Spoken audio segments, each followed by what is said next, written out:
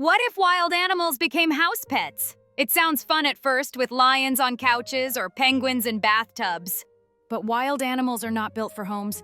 Tigers and bears need huge territories and thousands of calories every day.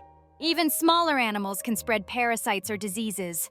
Some species might adapt over generations through domestication, like wolves eventually became dogs, but it would take thousands of years. In reality, most wild animals would suffer in homes, and many humans would be in danger too.